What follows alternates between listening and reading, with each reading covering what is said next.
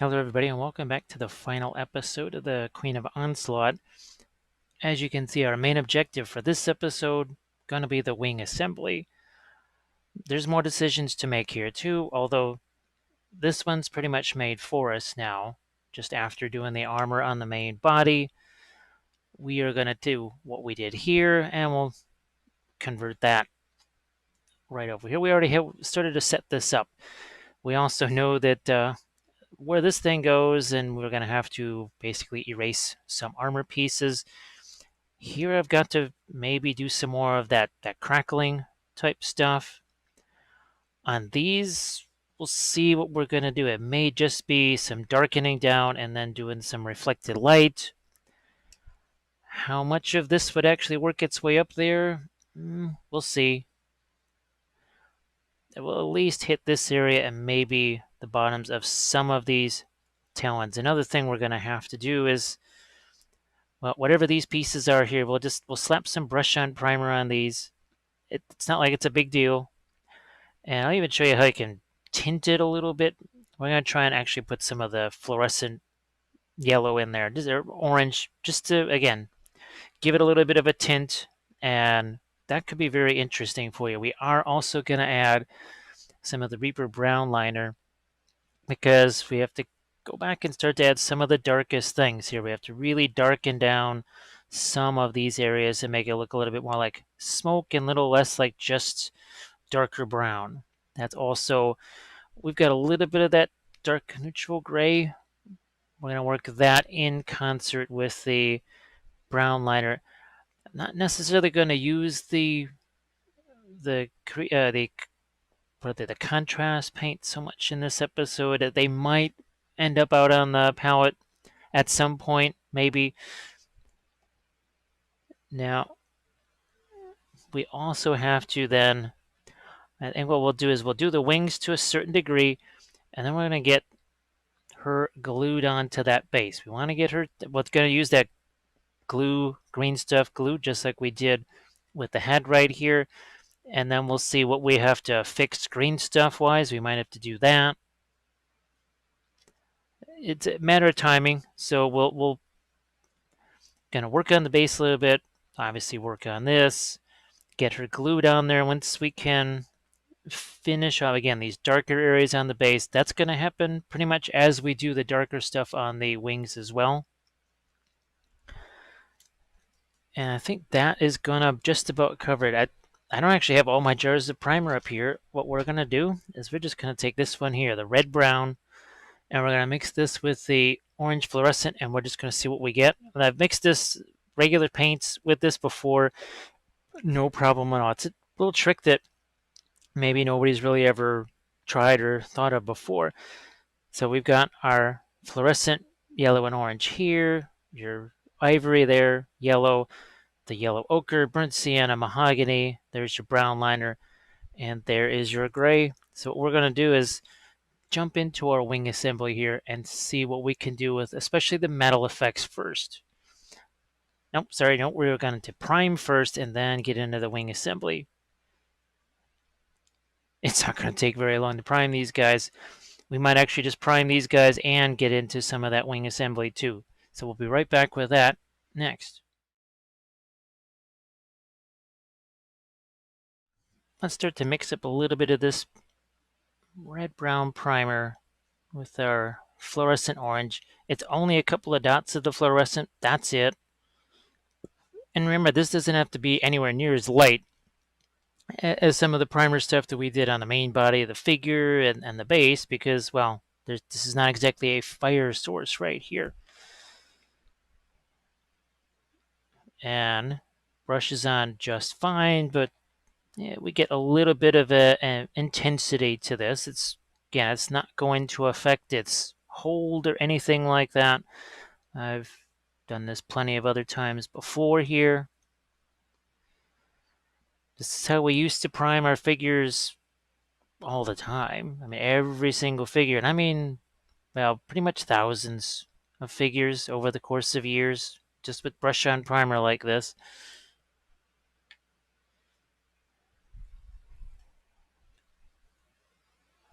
It can be To me, it's time neutral because, well, I suppose with an airbrush it is a little bit easier to get to the hard to reach areas, but even the airbrush still can't get to every single one of those. I guess it sort of can, but to me, I think you're way better off doing this than using the spray cans because, well, it's been 90 plus degrees for weeks outside, and let's say I didn't have the airbrush. Well, I would just brush this on like this, and I could have been priming and working. And you've seen me use the brush on dull coat. Yes, it's hot in the house, but it's not 90 something degrees in the house, and the humidity is also less in the house. And it's the humidity as much as anything else. You turn this around in the wintertime where it's going to be 10 degrees outside or 20, 25 degrees, somewhere where you can't use one of those spray cans. And it's, to me, things like this. Sometimes spray cans have a hard time getting into little things like this. No problem for the brush. That's sort of what the brush is designed to do. All right, so nothing terribly fancy right here. It's all we're trying to do is just get some primer on here, get this thing covered, and that's it. Let's say you have to scrape away a mold line or whatever. Something goes you, or you have to do a lot of gap filling even after things have been painted. Well, guess what? You could brush that primer down into that area. And look how much more I've got here. I could do more. Well, there's a couple of other pieces that I have no idea what the heck they are. So I'll just throw some. I'll throw some primer on them just to have primer on them. Not quite sure. Don't really remember what these were, but well, now they got primer on them. Here, just turn this thing over. Thank you. And now we are good to go on primed stuff. Set this aside here. Time for doing some of the initial stuff on the wings, and it will be very much like what we did here,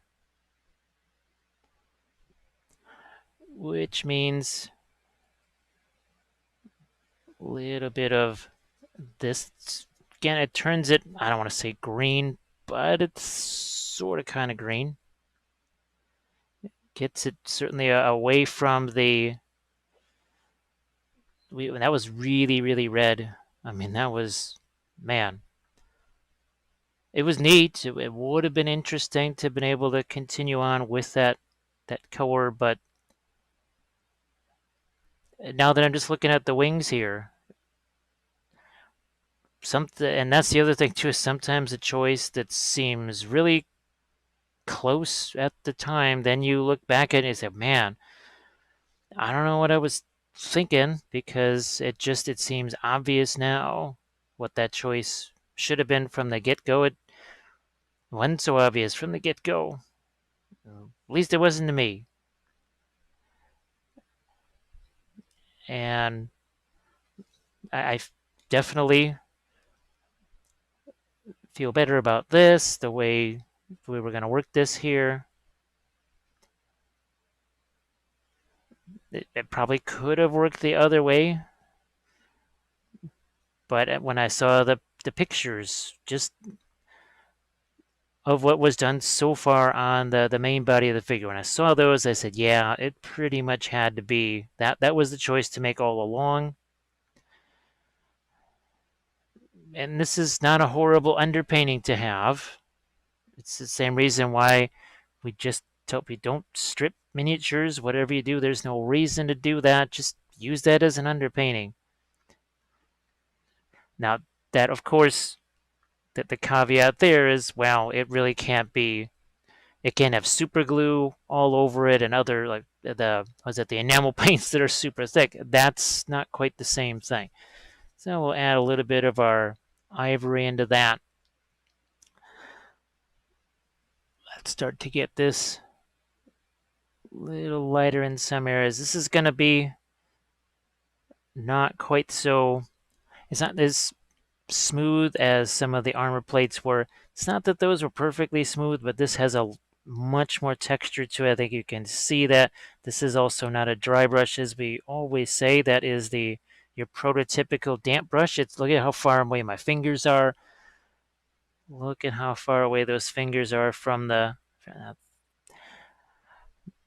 Then I keep getting tempted to think of that as metal because it is so angular compared to the other claws and talons, if that's what they are.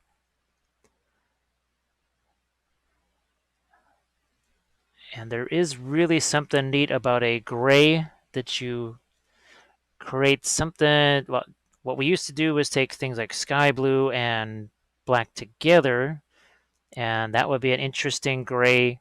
Let's say you were working on something that had black armor. That was a nice way to get a lighter gray, but it had a tone to it.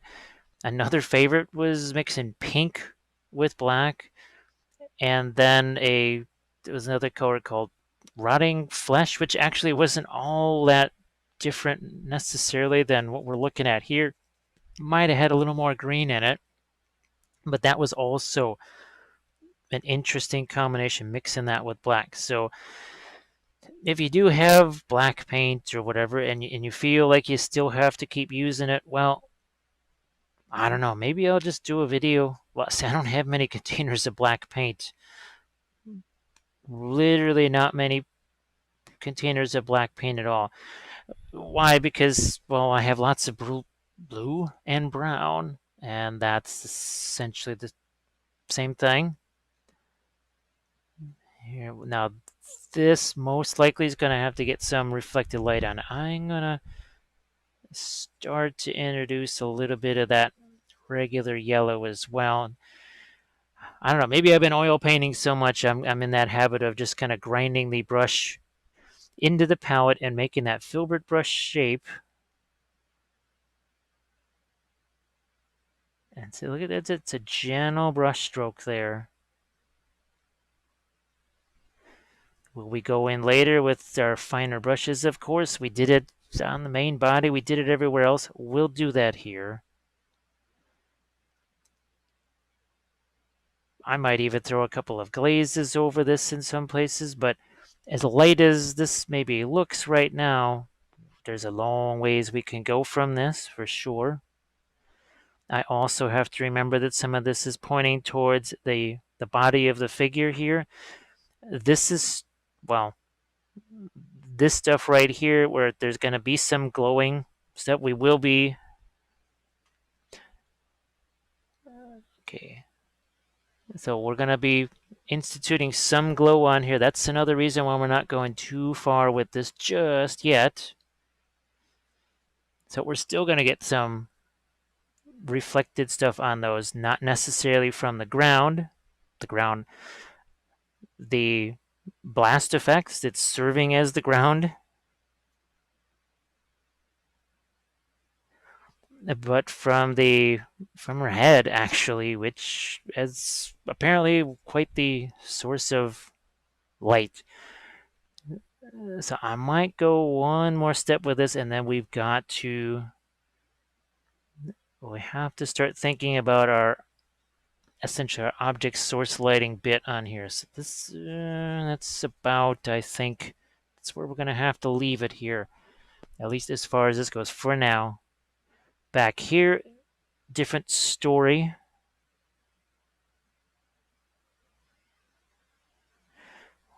And I cannot say this enough. This is not a dry brush here. There's plenty of paint on this brush. If it was a dry brush, I wouldn't be able to go in here like this. That's not dry brush enabled right there. Look how far my hands are off. Look at that. How far they are at the fair. Hey, it's also helping to keep me from bumping into the wings here with my hand. So now maybe I just got big fingers or something like that. Oh, look at see that's starting to give us a little separation here. However, as much as fun as it is to keep doing this, we can't keep doing that because we've got to. And I wish I could blue tack them together, even if I could, even if it would stay there and not just fall off. There's no way that's getting on camera for sure. So it doesn't have to be precise where it is, but I can see basically almost all parts of the wing assembly metal will have a little bit of glue on them. Let's start out with this. And because it is translucent, could being fluorescent paint, looky there. Even going to get rid of some of it. I'm going to use that same very light brush stroke that we've been using all this time.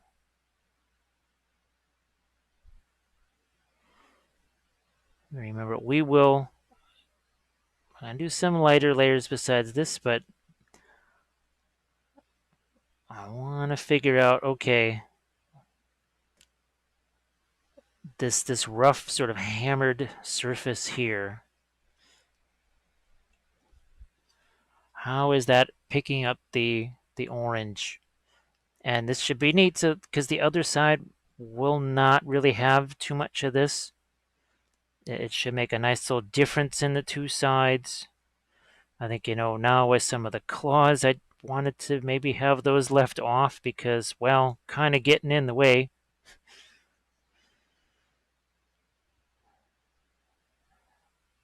Okay.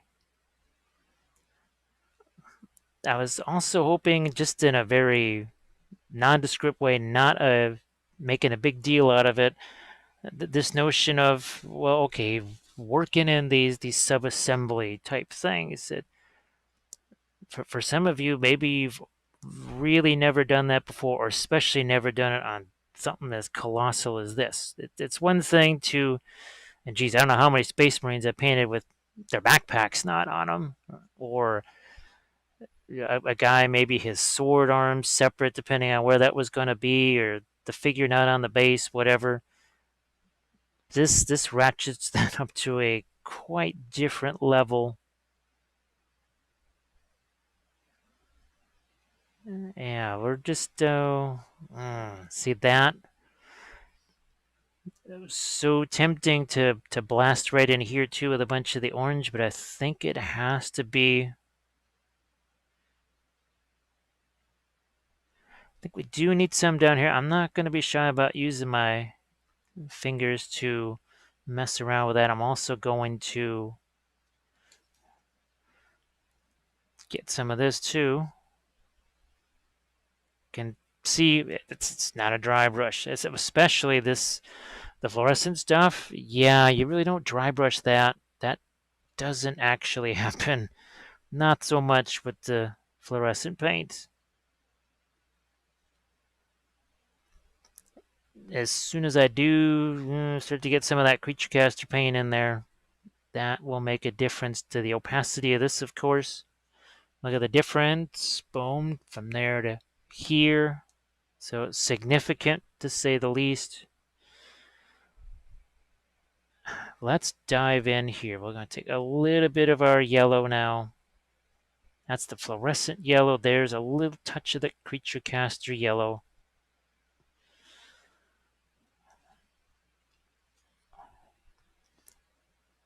And we're going to start to think about how light did these get?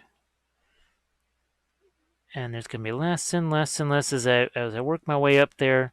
I also have to start thinking about getting some of the lighting on the ends of those wings.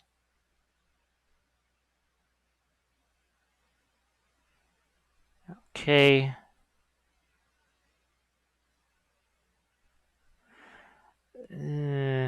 Yeah, I think we do need to, especially right here. I mean, this is well, it's not just close to the body, it's attached to the body. So if anything is going to get toasty, this should.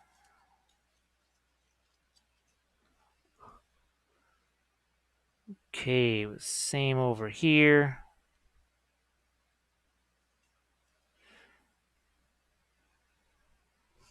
Also lightening this up a bit. Just as I think about it, I say, wait a minute, this is actually, it's touching the figure itself. It's got to be, there has to be some serious lighting on this.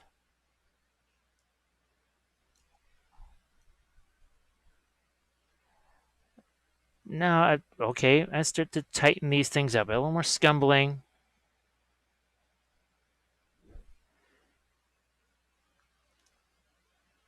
Starting to put in a bit more of the individual texture. Again, this is, it's going to be touching the figure. It's going to be blocking a lot of this. Now, that's sort of your downside to the whole subassembly thing, is that, well, you paint an awful lot of stuff that, not just potentially, but in reality, the eye just, it's not going to be seen. It will not be quite visible. Something you accept with these.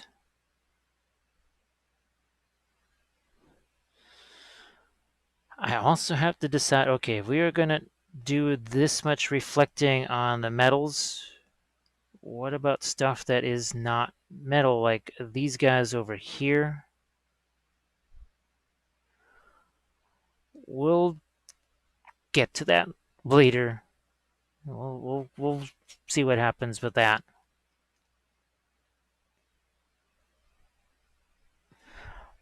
I will switch to, I think, one of the liner brushes here. This is the long liner brush. You'll see how much lighter we can still go with this. Remember, the fluorescent yellow is what keeps that from becoming pink. See how much lighter we can go there.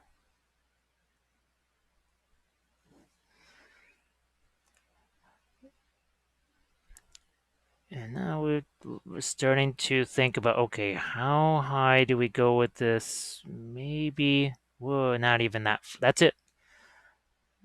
This, well, it's practically touching the skin. So that will be much lighter.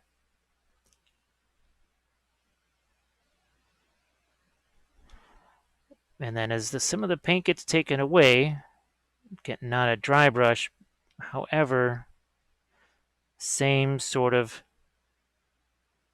gentle brush stroke though. We start to see this starting to look more like it's having the light cast to it.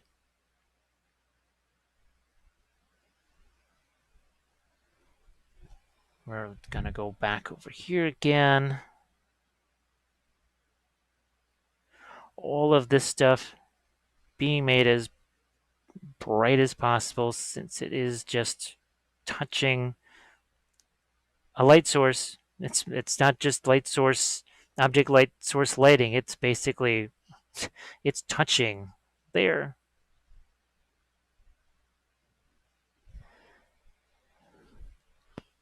I think you can see what is happening here. So there's a big difference already. That's significant.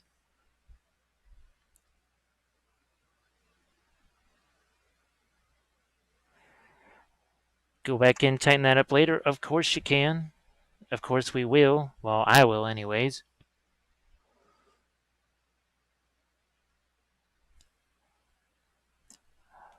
But look at the difference there already between one and the other. On the outside of this, we'll go a little bit cooler. So that's what we'll tackle next in our next segment here after this one, is we'll go after the less illuminated metal. I guess that's maybe the term we're looking for.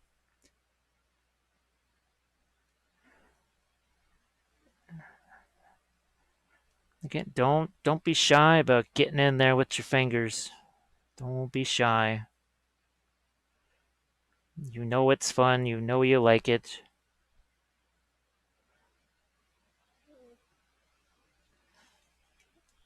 I'll get some more highlights along this edge.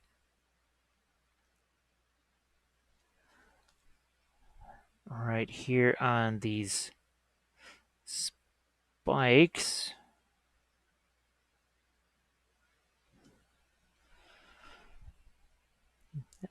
This looks dramatically different. It's a matter of just a few minutes. I mean, we spent a fair chunk of time in this segment just priming stuff.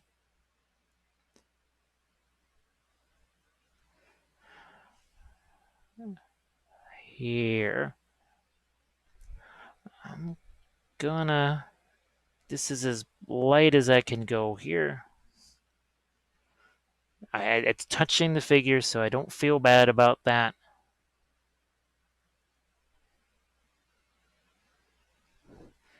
And what I will do is just take one of my wood carving tools and just carve away, but just sort of scrape away the paint that's there. And as I described with the priming of the stuff, if I somehow have a little whatever, a mishap, and I take away paint that or whatever that should actually still be painted, I'll do the brush on primer thing, and it'll be just fine. Everything will be good.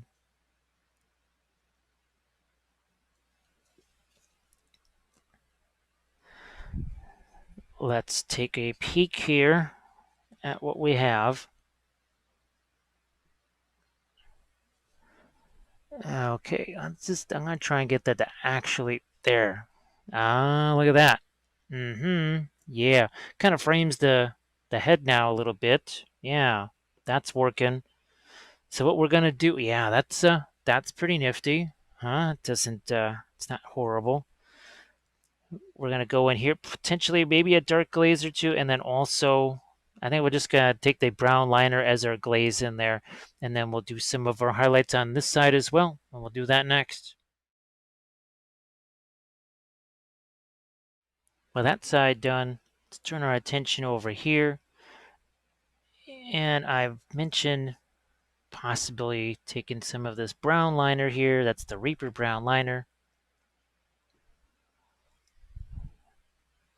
Just doing a couple little glazes here. It's all this is water. It's very simple. The idea is to just get enough darks in my area here. I don't want to completely wipe out all the red that's there. However, it's best if this side is darker so that that side looks lighter. And I'm just going to let these settle down in the crevices now. Remember the thing that I really like about the clear and liner paints is you just need water to work with them and make them into a nice glaze here. I am also going to take a touch of the mahogany here with that brown liner. And I'm also going to make another little change over here. While it was kind of interesting to have that, I was again trying to carry that molten effect into the wings there. That just to me not working a lot. So here's the mahogany. We're just going to use that as a bit of a glaze there. You could say I just using a sponge. Kind of even forgot that I was using it.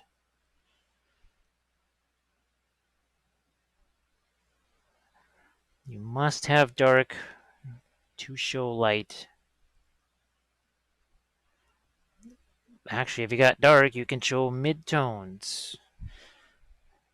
well, without dark, you can't show much of anything. So think about it that way.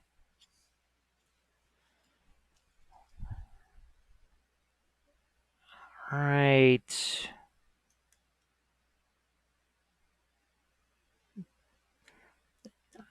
I think I'm also trying to compare this to what is my darkest dark out here. Okay.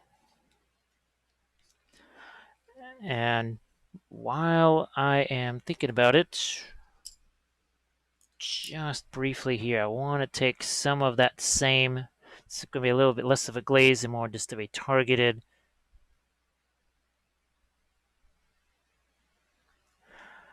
right along here. A couple of areas. I noticed this when I was working on this side. So look at that. It starts to me, it forces the eye into seeing that. Yeah, let's do the top part up here too. While we're thinking about it, just gonna get that brush down in there.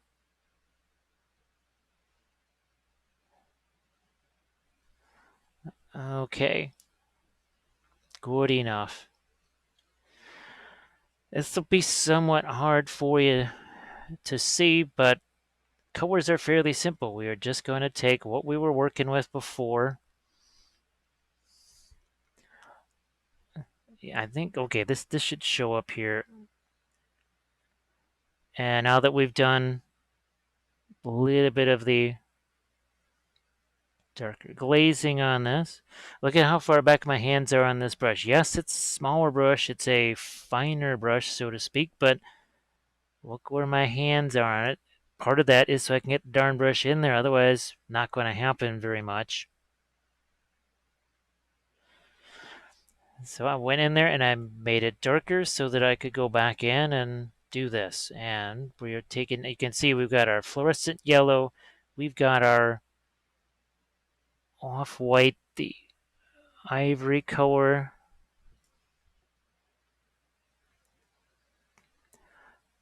Might I go back into this with a little touch of the fluorescent orange in some places? Yeah, probably even going to do it right there in this segment, but not to the degree for sure what we did on the other side. You can see I'm starting to try and show off even more of that hammered metal texture. Not a dry brush, plenty of paint on that brush right there.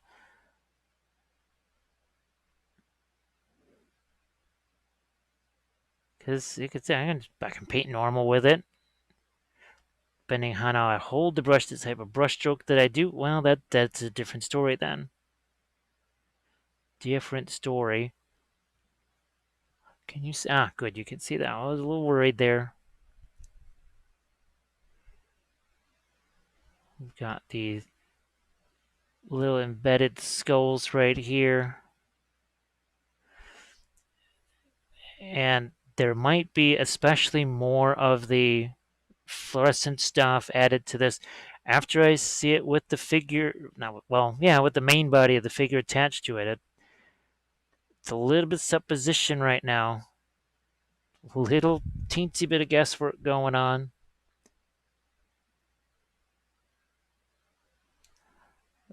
With things like this, you can do all the dry fitting that you want and everything else. Eventually, you see it all together.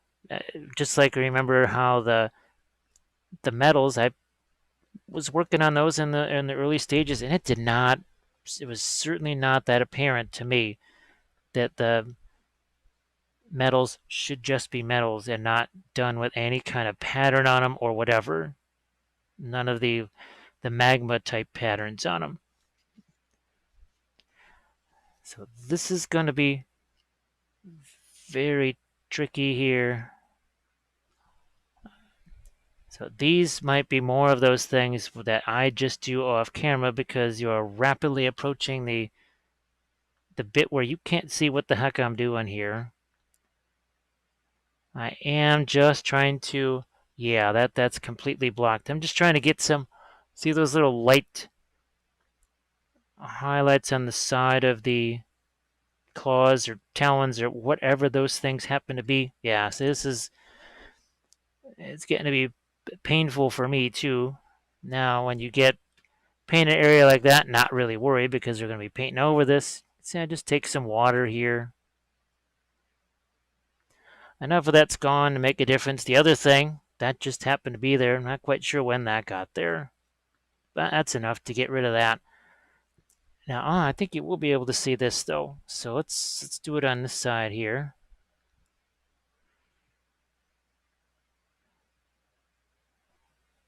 Now, I have to say, okay, let's say I wanted to do this in oils.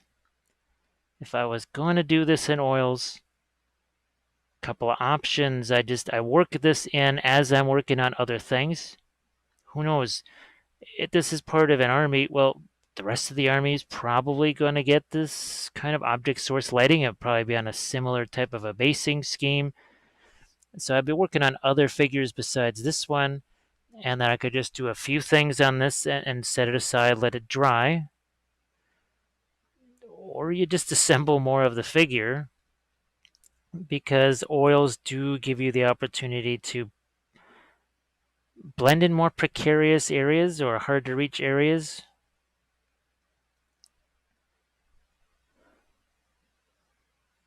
Okay. Again, that you can't really see what's happening over on that side, so we will not mess around with that very much.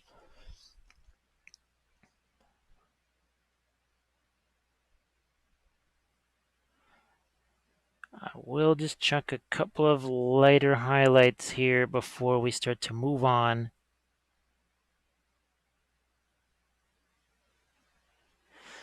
And let's wander back into a bit of our object source lighting. So I'm going to do this real quick here. There should be, okay. Didn't take long to see that there should be some lighting that happens on the back of this. And just take a little bit of that mahogany there.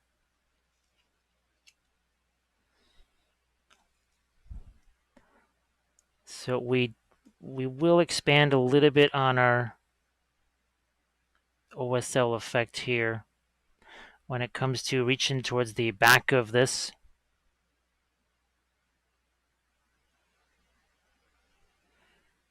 Maybe even a bit more up there too.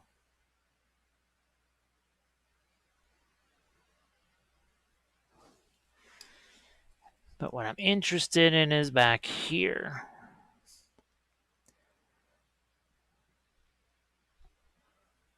Going to take some of this out of here, and it's just a bit of suggestion. Since it is darker, it doesn't take very much to get a little bit of orange glow on that.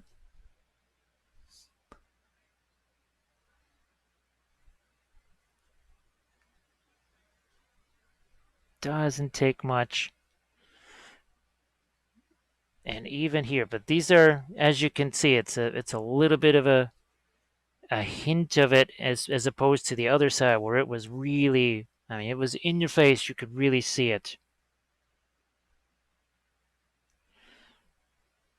This is almost darkened object source lighting, or subdued, I guess. Now you know I did that initial glaze with the brown liner to just kind of darken this whole area preemptively.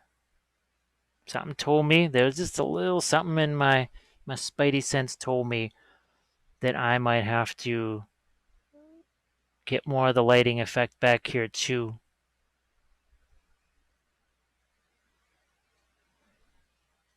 All right. Maybe we'll go a little bit lighter, especially closest to where we know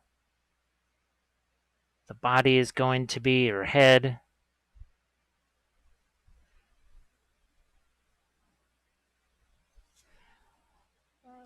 Okay, I want just a hint of the orange back here. Is it necessarily hitting this? I don't know, but then you got the wings here too. So, and then, oh yeah, we've got this down here. So let us go back to our, a little bit of burnt sienna in here, I think.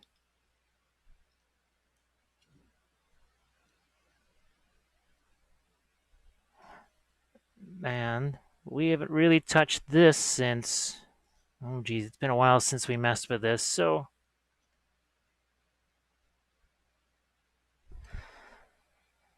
now back to a somewhat lighter tone here.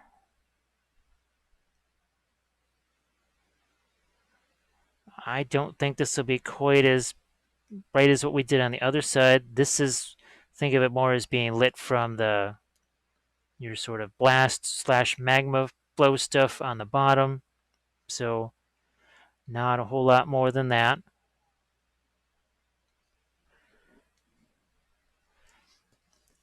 And okay, we got areas like this. Whatever. Whatever. We will just do that. And that.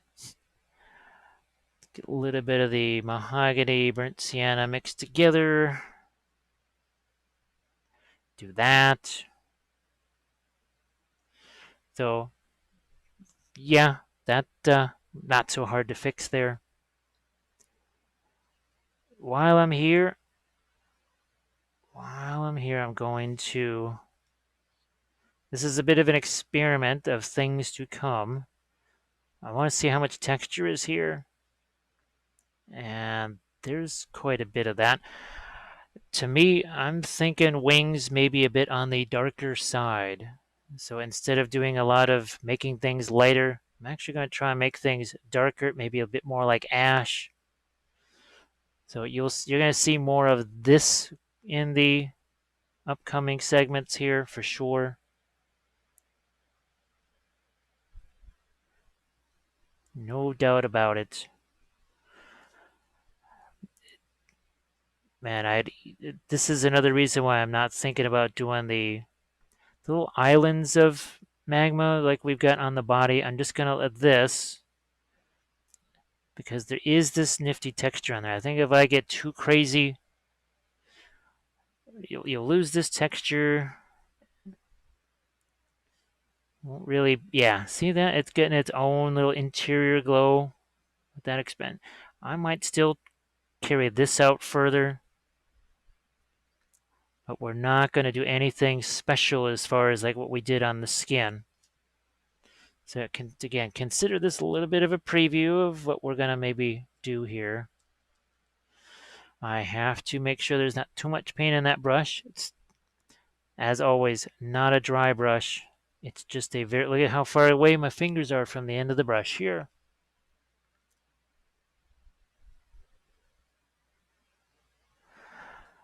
The true question becomes what happens with these areas. I think I might just have to throw a little bit of lighting on them too. I might just have to do that.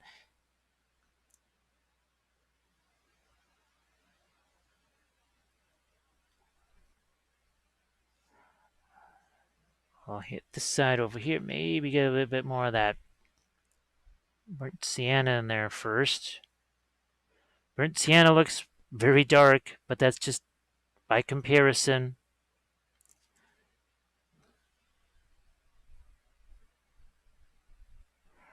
It's also the soft bristle. Wow, it's weird. These bristles can be at some point very soft compared to other bristles, and then they can also be pretty darn tough and resilient compared to other bristles. So neat stuff.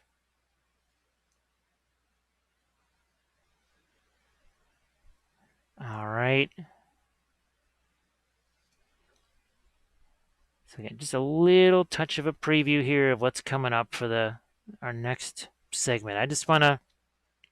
I'll be doing this on the other side too. And then we'll also probably have to toss in some of our lighting effects. A little bit of object source lighting. Remember that the outer part of the wings here, I'd like those to, I don't want to say be black or whatever, but as dark as possible. So this is mostly burnt sienna right here. You see just how dark that is in comparison. I think what this does too, and the idea is to maybe give the wings a little bit of translucency, so that this is obviously the bone or the finger, whatever that's the webbing is attached to. The wing membrane starts to look a bit more translucent. We'll do that on this side too.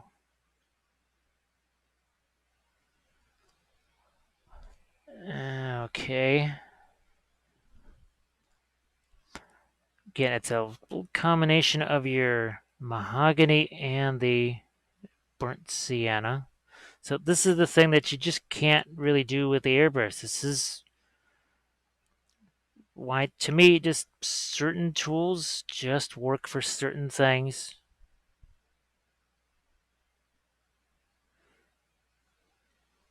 Will I go back in here and maybe refine some things? Probably. I don't even know. Again, there's other elements to this figure here. I'm not quite sure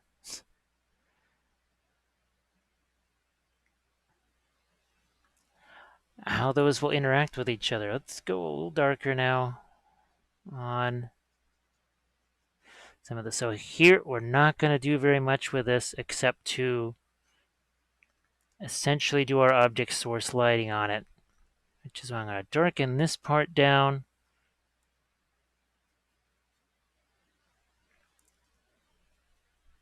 Like this. So I think, yeah, and just actually that's probably what I'm going to do here, because now it's going to be tough for you to see, and this has much more of the darker texture on here already. So what I will do in the next segment is actually kind of go back here and figure out which parts of these wings are going to get some of the object source lighting. Now here again we got big old thing of white paint. Yeah, not such a horrible tragedy. It's already gone. That has already been eliminated and rectified.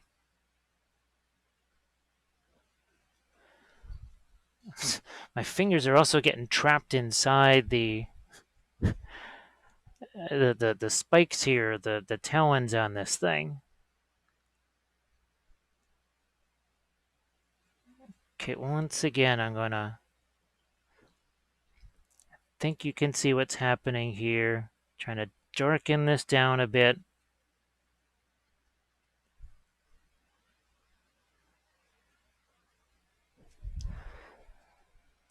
Combining that burnt sienna and the mahogany together.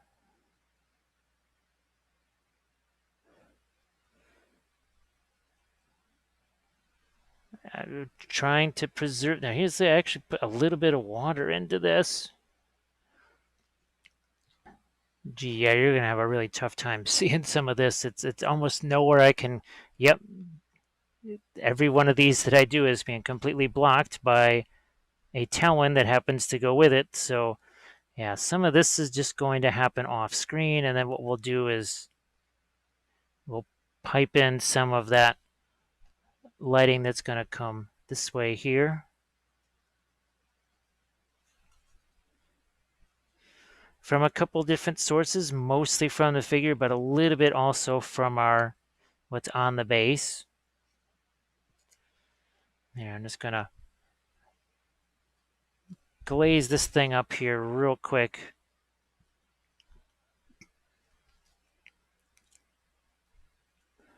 That's a highly technical paint term. You can use that.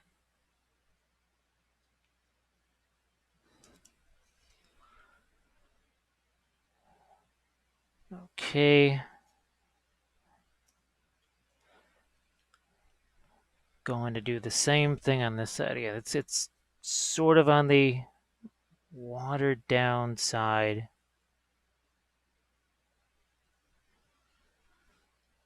Only so much you can do with the airbrush. At least to me anyways. You know, you could do more if you want. Taking a little bit of the brown liner here.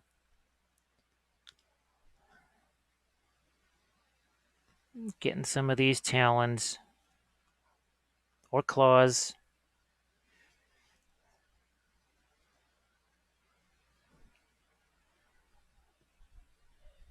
And there will be some of this. I took some of the mahogany there, mixed it with the brown liner. And that is our darkest of darks. Then what I'd like to be able to do is actually just in a few places here, go back in with some of that neutral gray to look like it's cooled so much that it has more of an ashen look to it than just a glowing rock look to it. Will that work?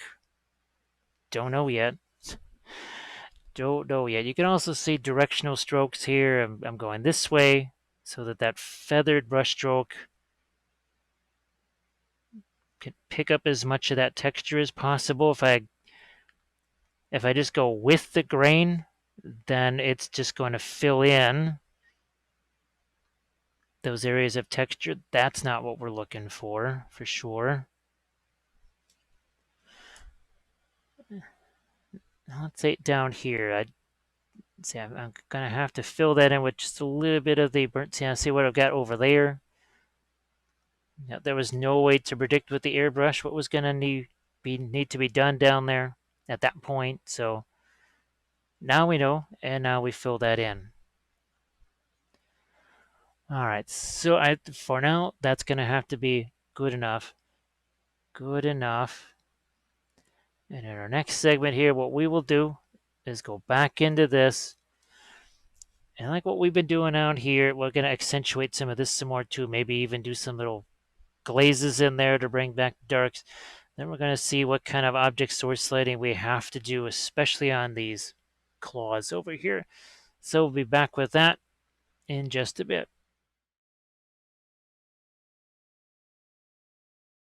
Before I get to those lighter segments here on the wings, what I want to make sure I've kept up with are these guys right here. So we'll just grab some of let's grab some of the burnt sienna, a little bit of the orange here.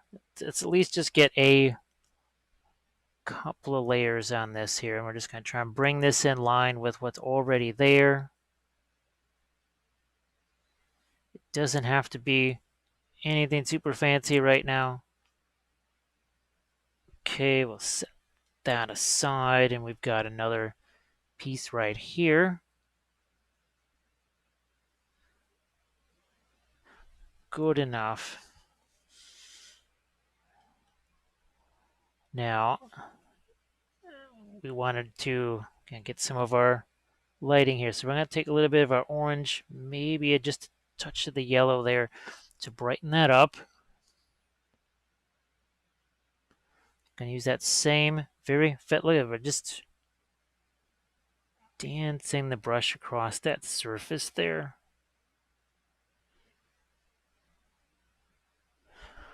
I don't know just how bright I want this effect to be. I guess there's enough parts of the figure itself close to this that could maybe cast a decent amount of light on that. Before I go any lighter here, though, let's start to think about some of these spots. And remember, it's going to be on the translucent side of things because of the orange that's in there. The burnt sienna, even though it is darker, will, ironically enough, give it some opacity.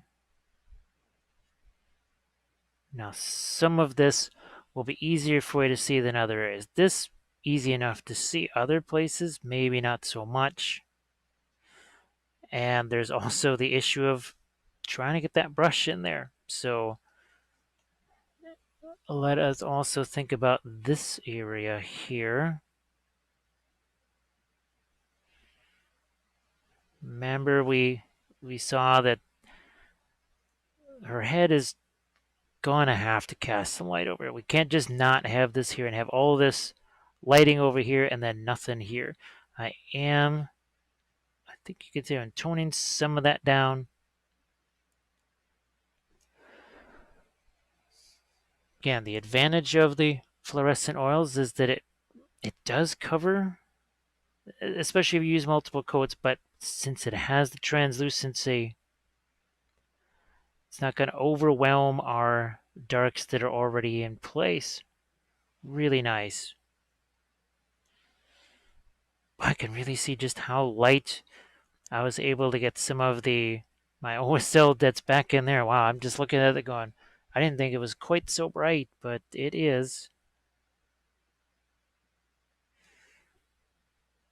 So again, we're working into this area, thinking about some of our object source lighting, keeping the fluorescent orange as handy as we can. I think maybe you could see what I'm trying to do here.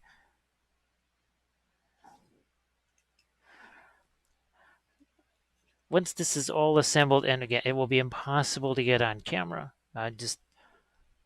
There's no way physically to get these wings and this together and on the base and all of it. So because that's what I want to do next is actually get this thing attached to the base. We need to be doing that. We need to see just how our character is affected by being on the base. There's going to be areas where I go, oh my goodness, what was I thinking there? There should be no light over there, or oh my gosh, what was I thinking? Why is there no light there? So that don't be surprised if I say that many times once those are together. I go, oh my goodness, what was I anticipating over here? What I'm anticipating over here is trying to get a little bit of. This is really dark. If I was to paint this over here, I mean you can see how much darker that is. But here, it looks intensely light. It's all relative. I think, yeah, okay, I think you can see this here. Don't be afraid to get your finger in there and wipe away stuff that you think should not be there.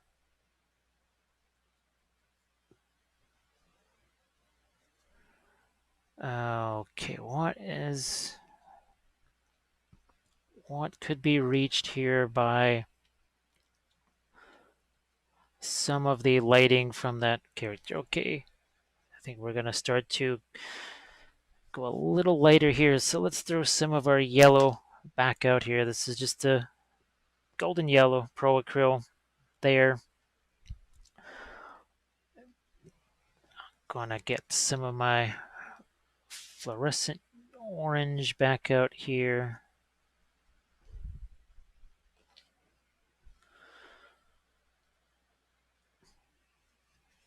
Just got a paper towel like this. You can see it's good. What I want to do is have that filbert brush shape. That is very important. Now we've got something that is a bit lighter. Let's go back over here. Let's go back, and you can see that's not really going to influence it a lot.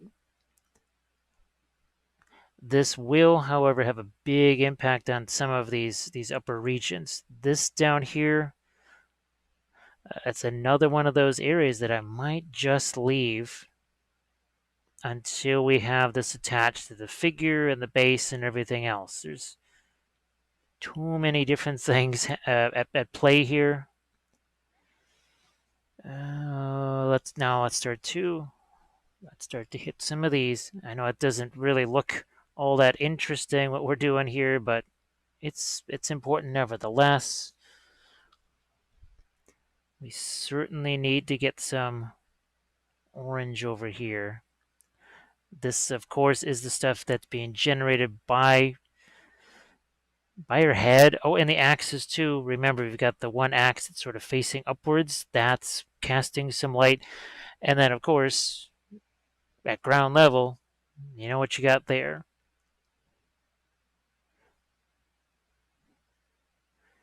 And depending on how timing goes here, I may do the old green stuff glue thing in this segment, or we'll have it be its own segment. Now we'll have it be its own segment. We'll just do that all at once. Okay, this stuff here, gotta make that lighter. But look at what I'm doing here. You've seen me do this before.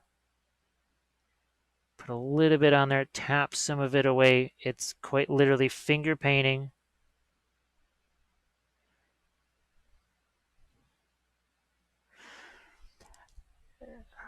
And I don't know if I want to go all that much lighter than this right here. Because, yeah, I think this is light as we're going to go with the light that's being cast on this part of the wings.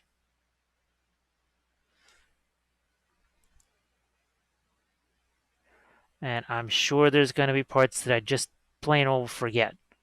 I'm going to look back at this, and there's going to be an awful lot of touch-up things that I'll have to do, and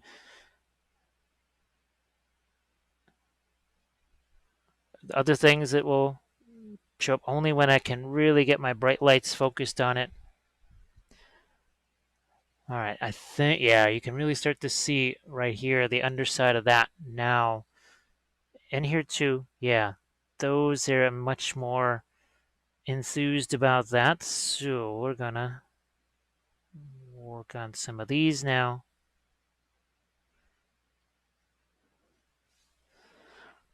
And as I said, these lower ones here, these are gonna get the most light. It makes sense.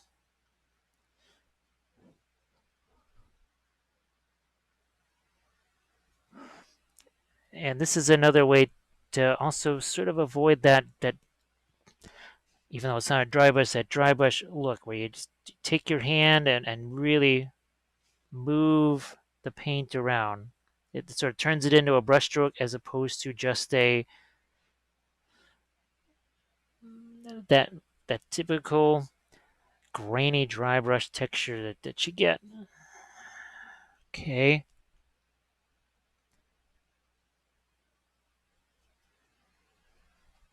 A little bit more here. I mean, look at how wet this paint is. I mean, boom. That is nice and wet. And I think, okay, it's all of a sudden I'm thinking, am I working on one of these upper reach things here? I'm like, ooh, I hope not.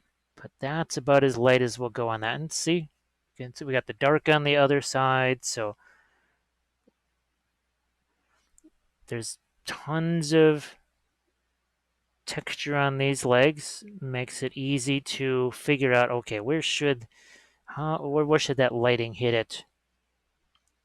Ah, good, this shows. I wasn't quite sure if I could get this on screen for you. We also have those couple of pieces that get attached to this. We'll have to think about those.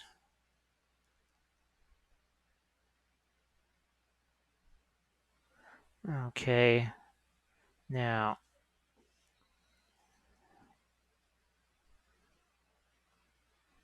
what about smooth this out, feather it.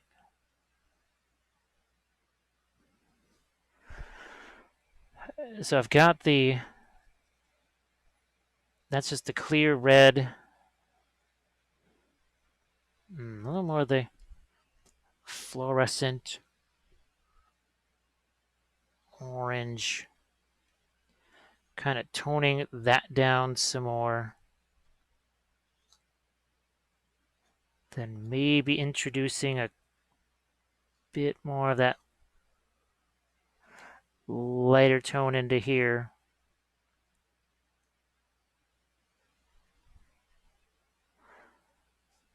And over here.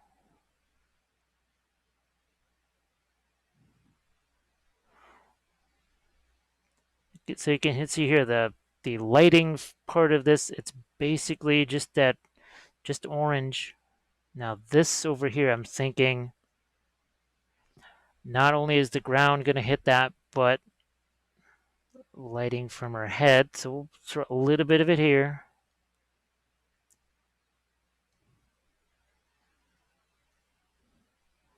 What might the axe contribute over here in terms of lighting?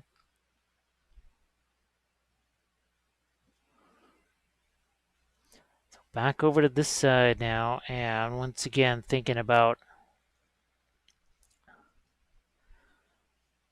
getting some lights down here. Skulls. Gonna maybe even go with the smaller liner brush here for this.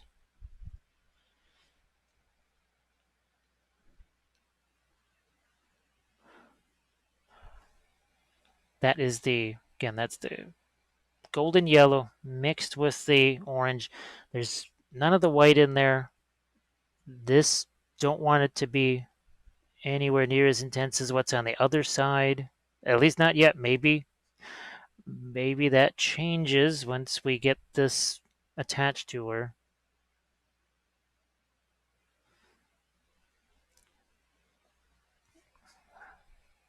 Again, just if I need to keep that from getting too pink, a little bit of the fluorescent yellow works its way in there.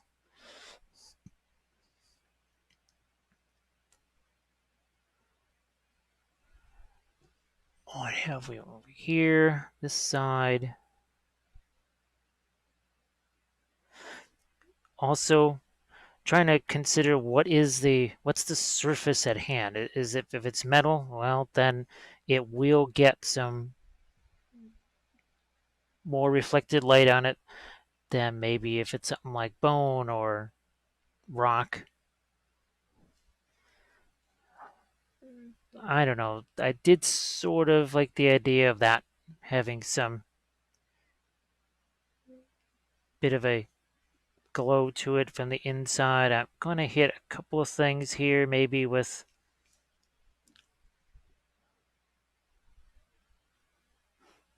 some cast light. Yeah, that's a good idea. Again, we're going to do this too. This overhangs more than I thought it did. I thought it was actually kind of blocked by this line here, but it's actually not blocked. So it's going to get a little bit of that.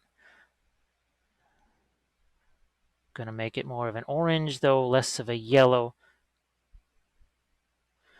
That's one of the things that can sort of happen with your lava stuff, is it can migrate towards the yellow a little bit too much.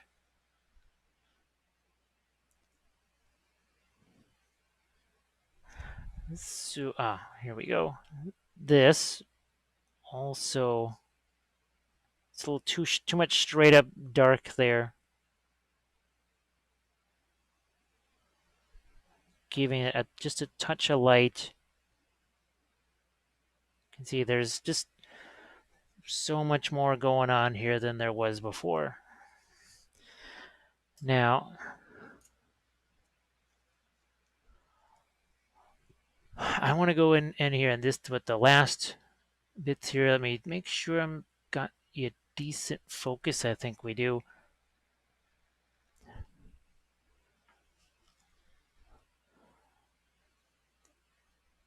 And I'm gonna maybe some of the stuff on the chains, the skulls here.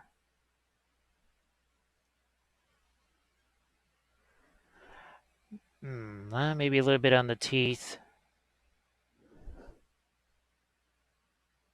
Okay. And now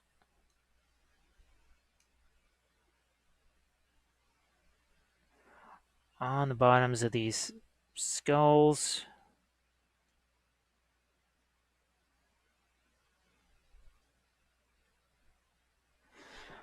How's about a little more over here?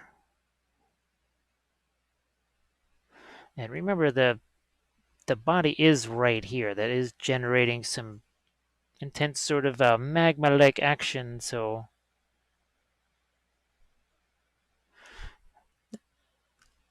also want to get some of this lightest glow down in the eyes. Then we'll go out here with some of the orange, and hopefully what that does is give us a little more of a transition from that brightest inner part of the eyes of the skull. All right, more of our orange here.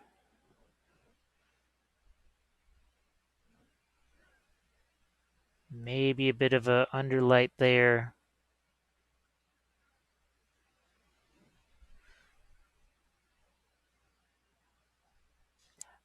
Let's just, this is a very sharp edge, but it just seems so much like it's metal or whatever. Not quite sure yet.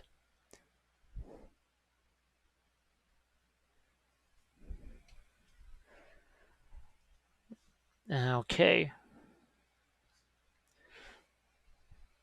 So as I was just postulating there, I think what we'll do to start off our next set is we'll do some of the glue, green stuff glue,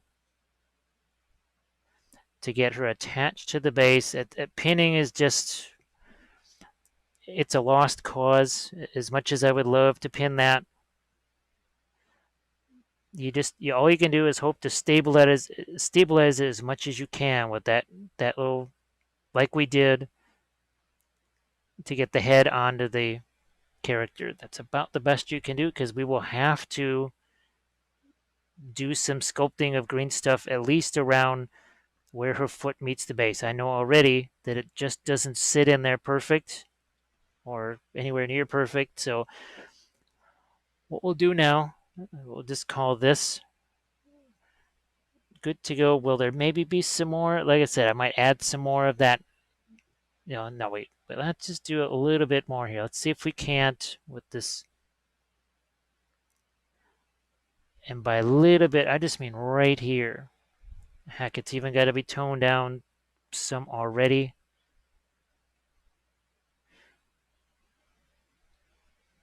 Again, because it's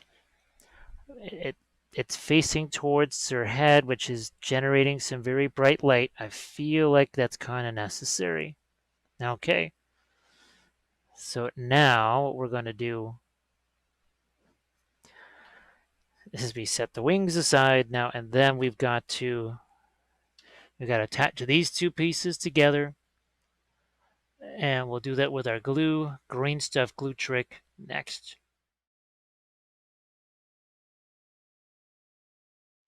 So remember we talked about that whole, oh, you have the plan and you don't want to be held prisoner by the plan.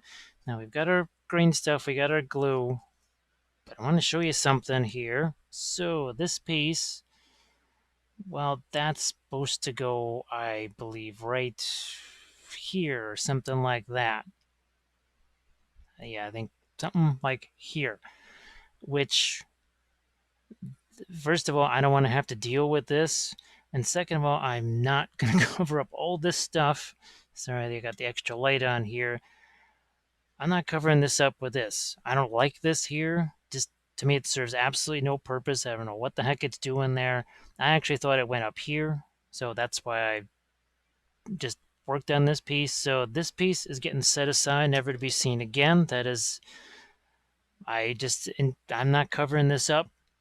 And it just, I don't know, with the wings and everything, why do I want all that intertwining stuff? You'll notice that you will never ever see me do, what is that, those whips and stuff? And anything that's hanging and intertwining, you will never see that, me do that on a creature caster figure, because that's just, well, there aren't enough unfriendly YouTube metaphors to describe that kind of nope. So what we are going to do, however, is we want to say yes to assembling this. We are going to back out here because that's the only way this is getting on screen. Okay. Now also too, if you can find the green stuff in the tubes where the yellow and the blue are separated, that's kind of what you're looking for, because we used to get the the tape basically. It's kind of like the blue and green tape where it's one side's blue, one side's green, and it's not uncommon, and we notice this right away for okay, when these two are touching, well, they're starting to already cure. So you're basically getting green stuff that could be partially cured before you've ever even opened the package yet. I'm pretty sure that's something you don't really want to have happen. So the one thing you can work, if you can only get the tape stuff, well, what you can do, and Kathy thought of this idea, is you basically cut them in half. You cut the green and the blue apart, or the yellow and the blue apart. You take whatever's in the middle. If it's still good, well, you try to use that on something, even if it's just making all those little snakes. Like, I don't know where my one little snake went. He's somewhere. Oh, that's right. He was stuck to a little plastic tray, which I have no idea where that is right now. But in any case, we got ourselves some green stuff here. This is always a little more delicate because we have two connection points to worry about. So I'm making one piece, and you can see it's sitting over here. Remember, we want some glue here, not too much. And then some glue over here. Then we'll get our green stuff in there. And yeah, I'm gonna actually grab a little more out of this with the idea. Okay, we've got ourselves a nice flat strip here.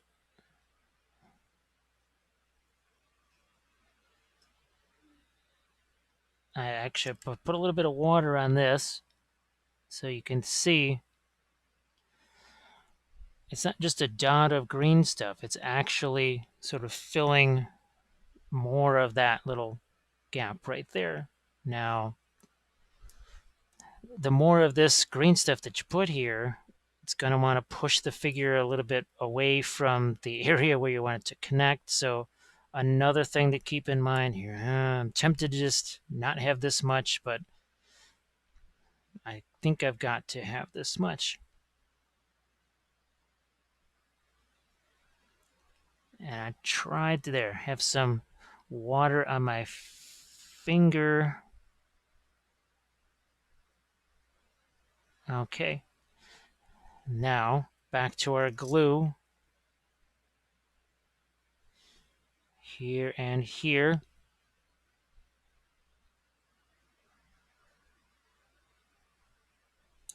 Okay.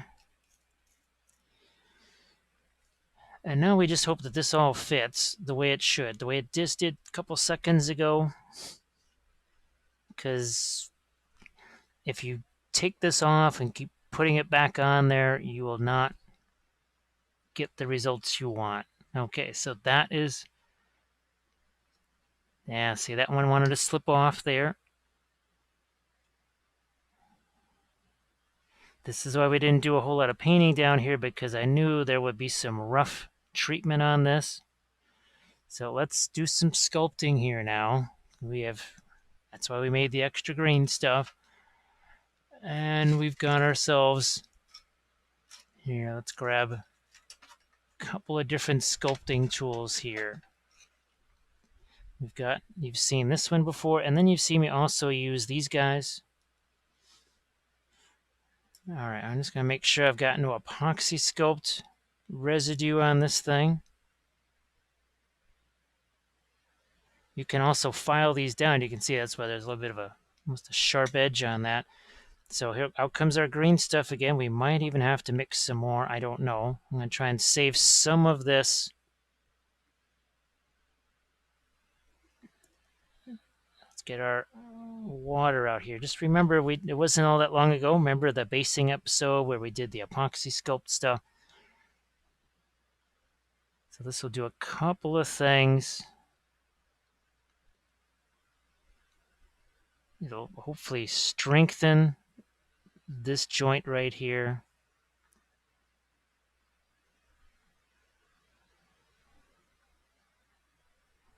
Give it a little more support, a little more stability.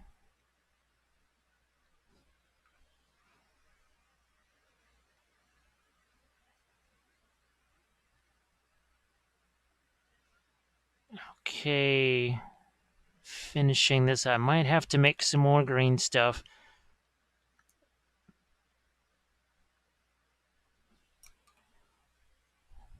I think you can, yeah, you can pretty well see what's happening here.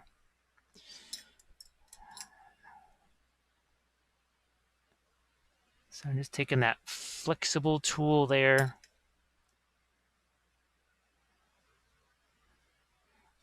Basically just bringing this green stuff into this rock right here. Easier to do that.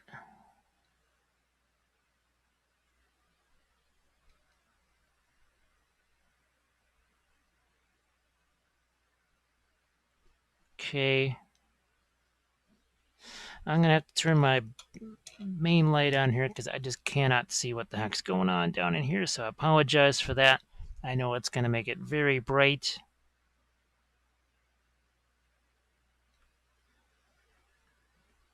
But this right here, once the green stuff cures, it's just cured. I can't paint over that to change its shape.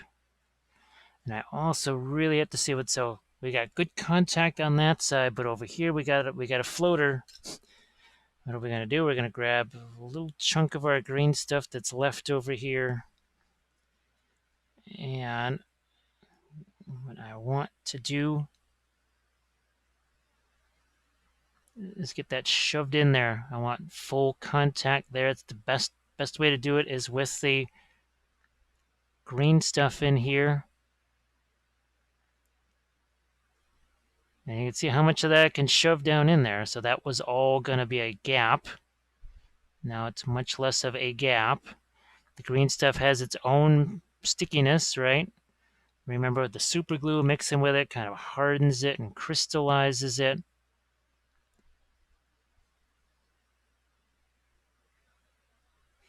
And remember that primer that I had before? Well, I'm going to take the last of my green stuff over here. I'm going to really get this shoved down in here.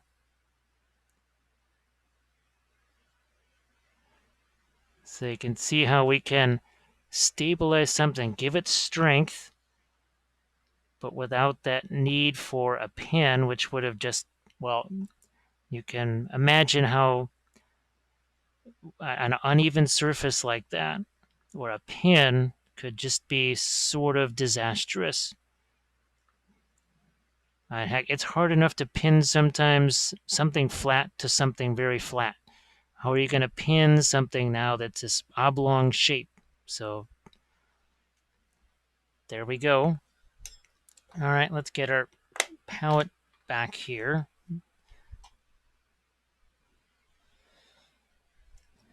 All right, sculpting tool off to the side.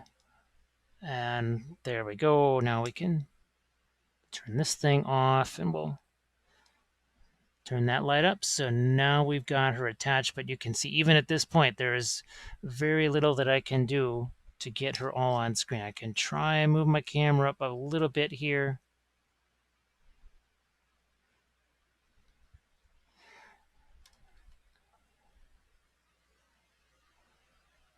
Okay.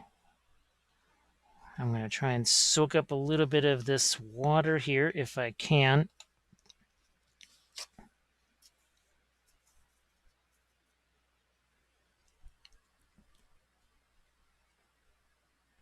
Now, if it's going to smush a little bit of that, but in some ways it just kind of got rid of the tool marks, although fortunately here with the rocks, I'm just kind of following the texture of the rocks.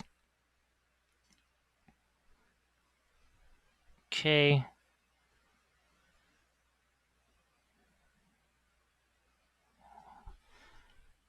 Where's my primer? Here it is. Well, there's some of it left, it looks like. Yeah, there's a little bit left.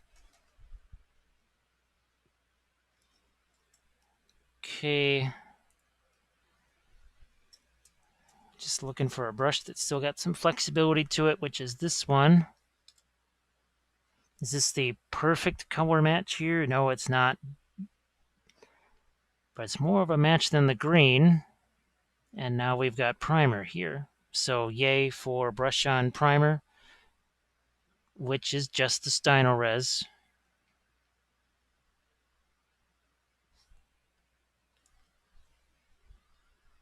You could here you could in theory just get away with trying to throw some paint on the green stuff there, because it's no area that you're going to touch at all.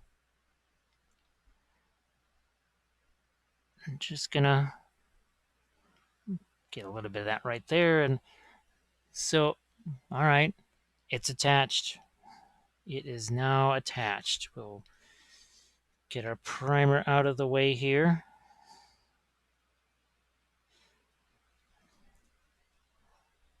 And now that this is together, let's start to think about stuff like this. I need some more of my fluorescent orange out here. And it looks like I need some of the burnt sienna out here. I might need a whole bunch of stuff out here. And this is another thing too. So, little water bottle like this, I'm gonna give that a spritz. Oh, by the way, that machine that I was telling you about, that cooling unit, well, that showed up today. And even though I tried to get the one that had the highest star rating from Amazon, didn't look, I mean, I wasn't expecting it to be some rock solid thing that would last for 20 years. I plugged it in and it didn't work like at all. The lights blinked and nothing worked at all, like the very, very, very, very, very poorly written instructions said it should. So that went back in its box and will be picked up by Amazon because that was a horrible failure. So those, I would say, unfortunately, don't waste your money on those because they're cheap and nasty.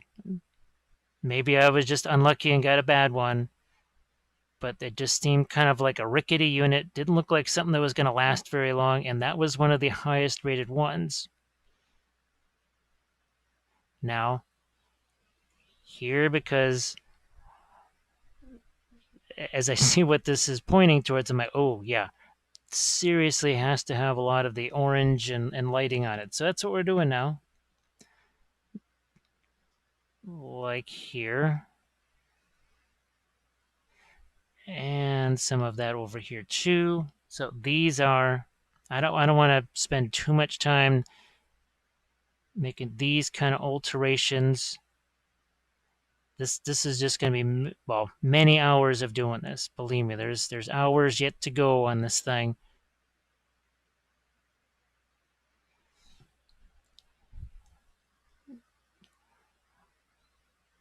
But like I've said, once you get these pieces together, you start to say, all right, well, that doesn't quite look the way I thought it would when I was, even when I was dry fitting it together. Like that other piece, I just sort of forgot about that. Oh, I think because I wasn't necessarily thinking about the that much of the cracked skin effect there in the spot that, well, it was just so perfect for it.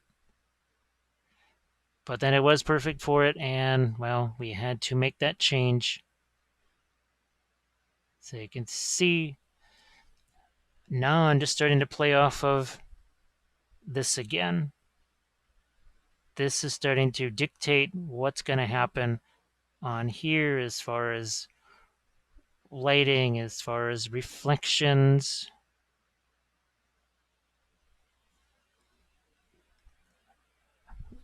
Could I have painted all this together? I have to say, if it was just me painting this and I didn't have to film it, there's a real good chance I would have at least just tried to paint all this together. As difficult as that sounds like it would be, I think it would have been actually easier for me to paint all this stuff kind of at once, all together. For other people, they wouldn't even consider that. Here's again.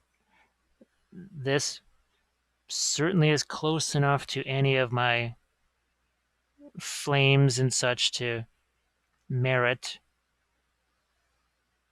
a heaping dose of the orange stuff. So I thought this plume, look at how far up it reaches. I didn't know.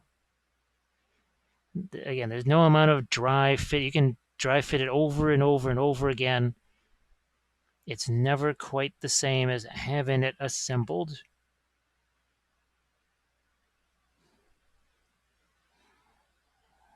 And now I'm really glad that I put a little more. Now, I did when I was fooling around with this off camera. That's another reason why I put some more lighting on the underside of the wings, because I started to see how this was going. And I said, oh, you know what? I'll bet you any money I'm going to have to put more lighting on the other side of the wings. Heck, I might have to add some more still, even after this. So again, primer's still drying down here. However, we're going to just still get our, and that's not the brightest we can go with that orange either. So this is all starting to make much more sense. It's also, as you can tell, it's also kind of going out of sight. I don't want to say out of sight, out of mind, but it's out of the field of vision for sure. So look at the difference that as I see this. I'm going to probably go even more with the brighter oranges and such in here.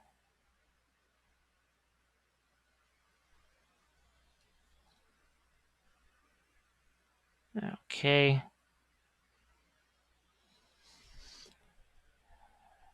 And that I have noticed that this has stayed a little bit more.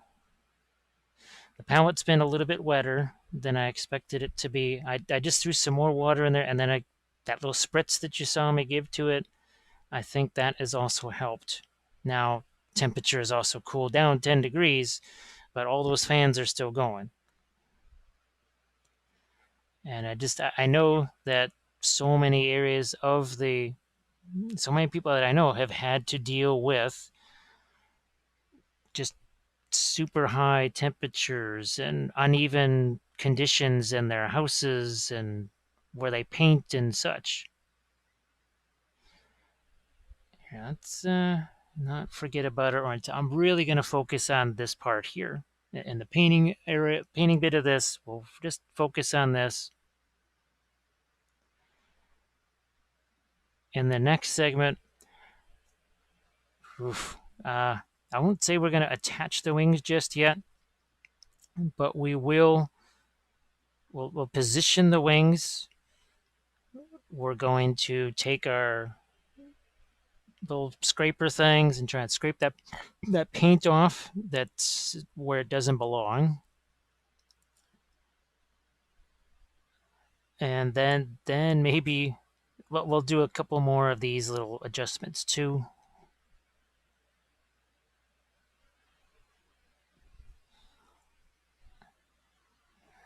Wow, that's with my light turned off. This is very, wow, that's very intensely bright. Get some of the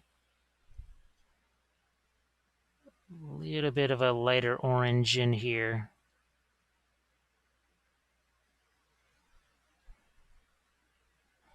Maybe over here too.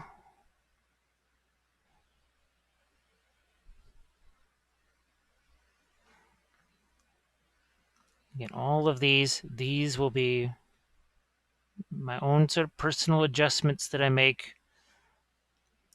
So we're just kind of waiting for that to dry. I think that's the other thing is too that I will try and resolve down there is the see what it's like painting over that primer. It should be just fine.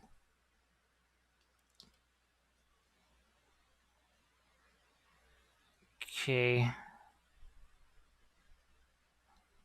So many areas. It can be tempting also to go kind of crazy and keep adding more and more bright orange to this, but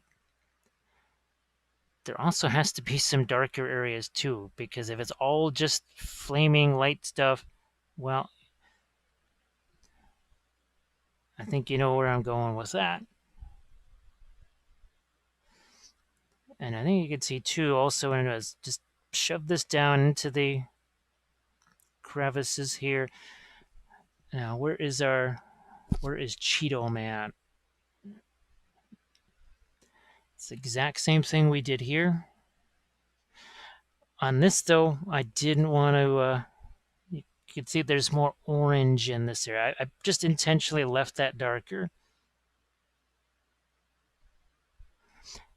because there's just so much of it. Again, do you just want people looking at only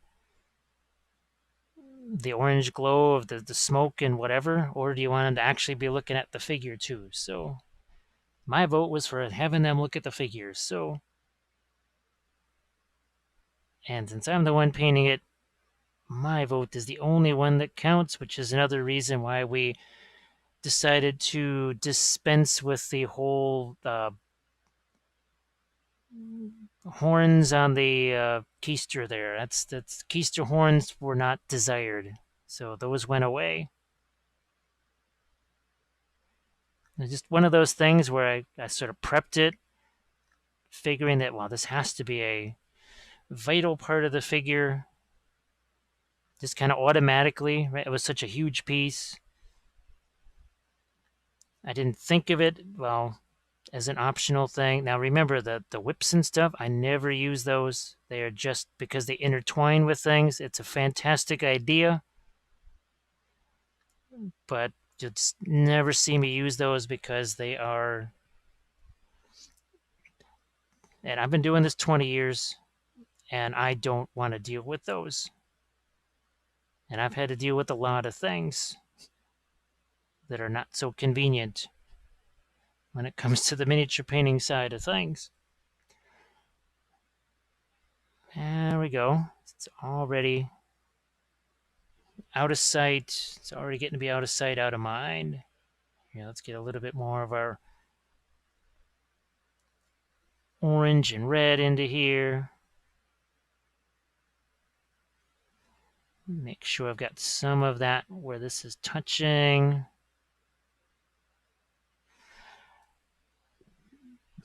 And now remember, the green stuff's not cured at all. It's like not cured at all. So this is another thing where I'm pushing the limits of stuff way past what I normally would myself. I'm just yeah, that's good enough. I gonna get some orange on the that's just too much yellow there. But again, no way to know until I have something to compare it to.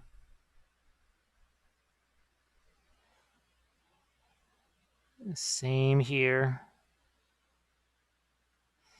However, by having all of that lighter tone in place, I'm just basically glazing some darks over it. That's all it takes now. So with the again with the light in place, I just have to add some darks like this. That's just a little bit of a burnt sienna glaze. Simple. Simple enough. Now, what's happening here?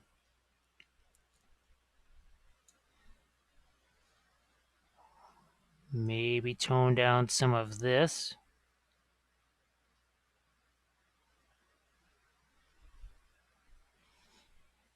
Okay.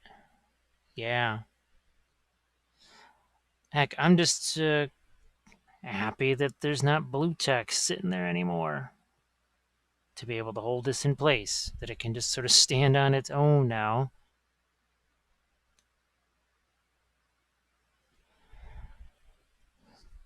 Bit of the reddish orange I always have. Try to have as much of that just on hand as possible. Let's go with something lighter here now.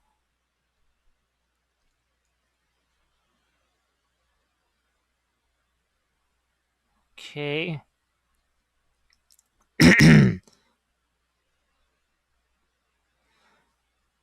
And just for funsies here, where's my wings? Where's those wings?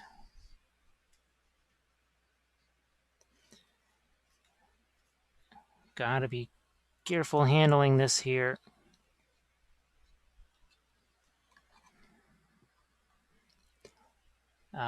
There we go. Actually, that's not too shabby. So, in our next segment, we're just going to continue some of the touch-ups here and then do another little scraping away the stuff on the wings as well, and we'll be right back with that.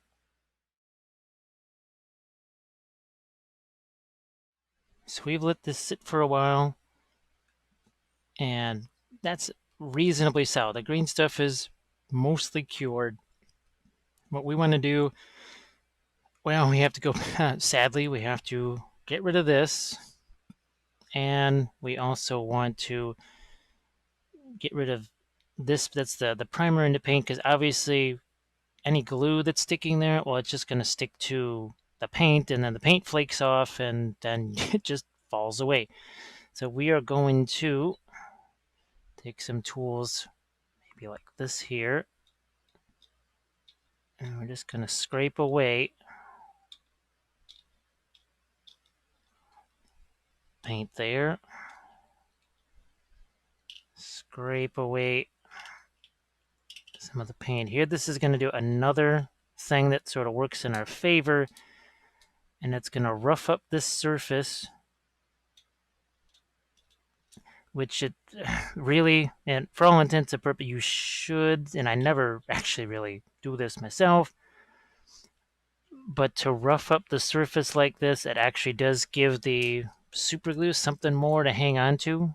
So it's really not even a bad idea just just to do that kind of by default. All right, so now I feel a little bit better about actually grabbing this and putting this on here. But that really, it does kind of stay attached there pretty well. But what we're going to do now is get rid of some of this paint too. I won't worry about quite as much as the interior there. Let's move you out of the way. I'm not going to glue this on now because there are more things that have to be done yet. However, this is giving you a pretty good idea of how to prep some of your surface here for gluing. I didn't have to do this with the foot in the other area because, well, there really was no paint there. So not as big of a deal. Now here, this is a bit more tricky here. I'm tempted to use one of my files, but you can really see how good that the Stynylrez stays on there, because I have to really scrape this thing here. Yeah, I'm going to try and zoom in on this like you do.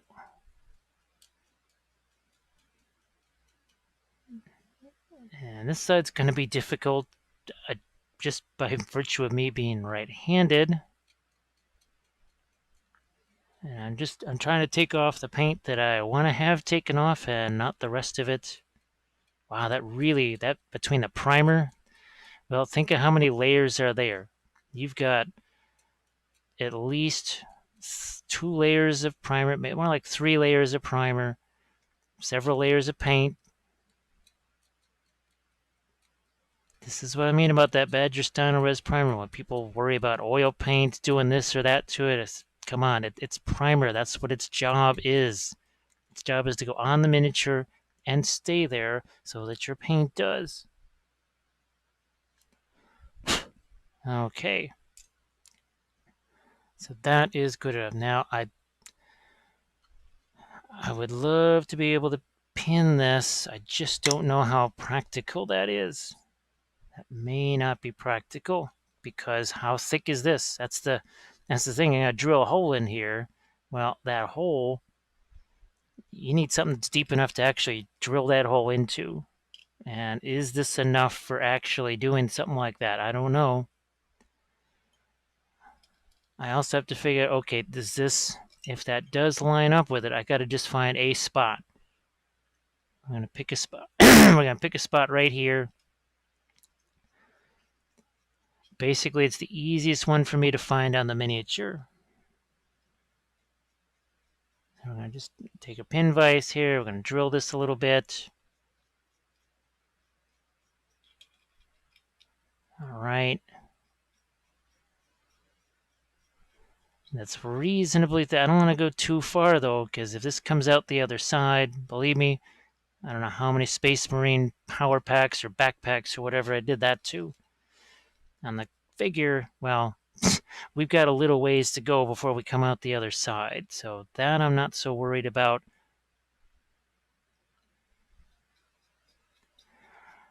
And this could be not quite worth it. I don't know. All I'll do, I'll give it a test with the pin. If it fits in there, then it was worth it. If it doesn't fit in there, it wasn't worth it. But what I want to do after messing around with this is maybe some more little touch-up things on the axes and the armor here, maybe. Just all around touch-ups. And you can see that's, I don't want to go too far with this thing because it'll just snap my drill bit. And believe me, matching these to your drill bit can be a challenge. So paper clips here. Grab ourselves a paper clip.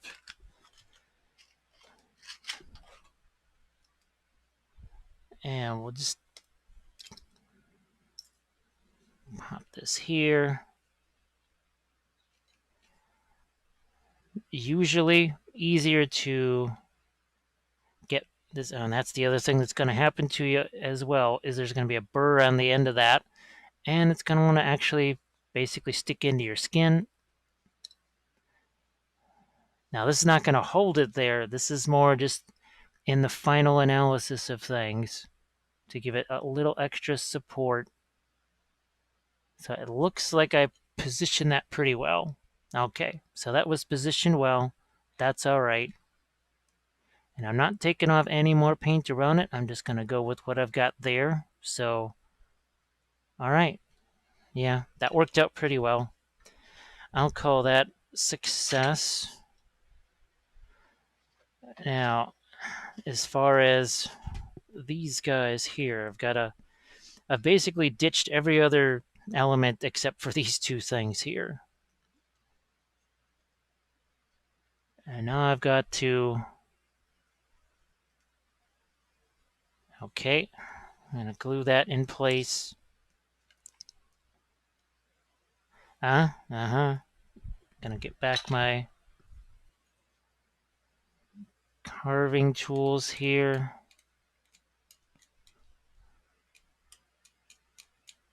It does a couple things. Again, it roughs up the surface. But here, I could also just use one of my sanding sticks. And this outer part here.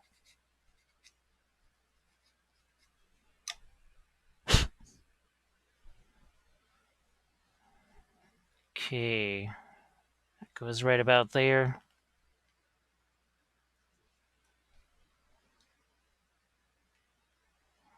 And here's hoping this actually sticks. A couple of things you could, well, if there's accelerants and other things you can do. I know way back in the day, we used to just kind of go, we used to just, and basically it's the condensation of your breath acts like water to try and accelerate the drying process on that. Now, what's the, oh, here it is. So I'm going to get this thing out of the way because obviously I keep bashing into it. Which way does this thing go? I really can't tell. Okay. So looks like we got that. As flexible as those things are, I'm just going to do this by hand. And once again, roughing this up.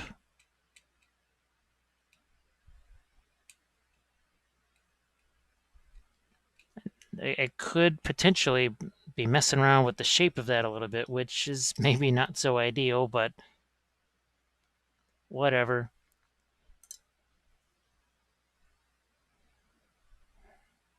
And once again, okay. I heard a click there, so I'm just going to assume that the click means, okay, that's where it should go.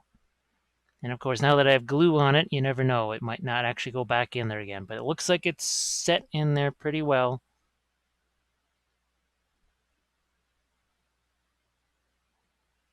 You can see we weren't too far off. Look at that with our colors here. That was just primer, and we just threw quite literally one color onto that. And actually, well, I'm going to see if I can. It'll be pushing the envelope here, but I'm going to see if I can't get some paint onto that while we're here. So I'm going to get my palette going. Hey, look at that. That's the oil paint, oil palette that's normally there. Look at that. Okay. And I'm really pleased with this. So remember what we did? Where'd that thing go? It's my little spritzer there. We gave it a bit of a spritz with this. Just water and that.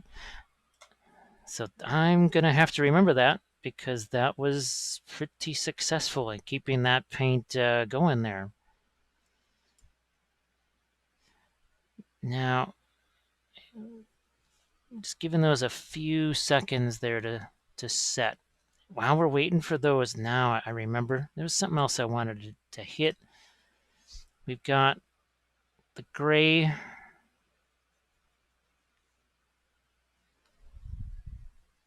I was thinking about these. We wanted to get some of that gray out here. We were thinking about it. On these talons here,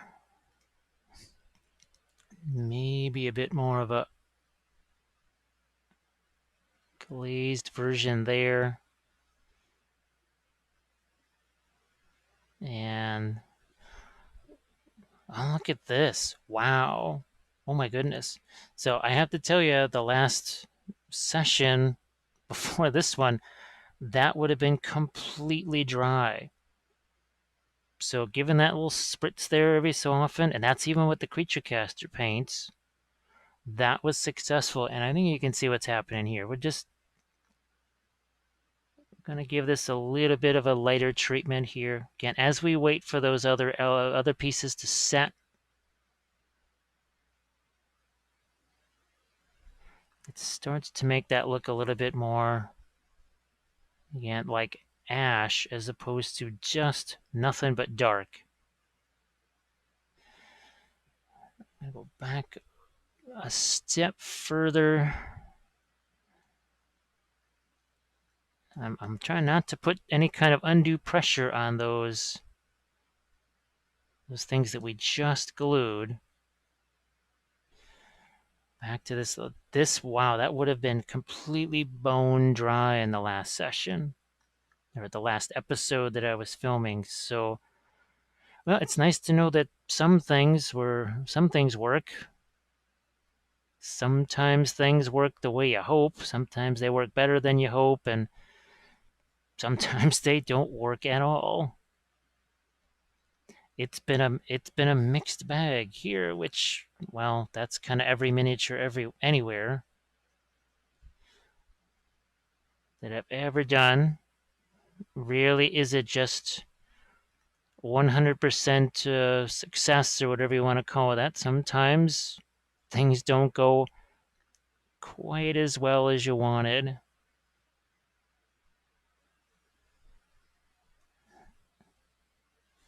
Gonna go back a step with that, and okay, good to go.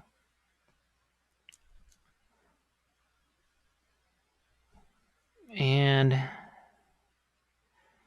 we're gonna get ourselves the brush that's a little more beat up, like say one of these guys here. So that's a veteran of some action. Let's dive into some of our. Wow, I am amazed at the condition of this stuff. Now let's get into our dark here. Let's get some of our brown liner into this.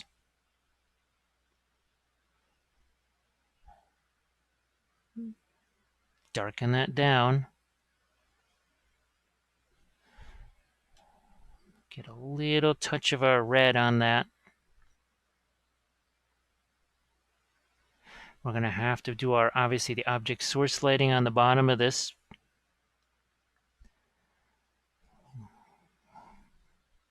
Let's get to this little arm over here.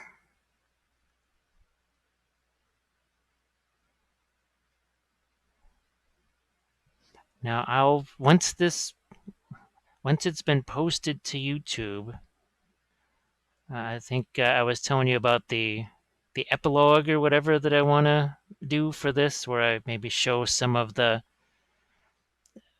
I don't know, what would you say, kind of boring after action type stuff, where I'm just trying to make sure all the areas kind of align with each other, where I maybe missed some spots, things that you don't need to see me just spend hours and hours on. This is already essentially about, oh, good grief, almost 9 hours of videos already on this particular subject. So I think you'll survive with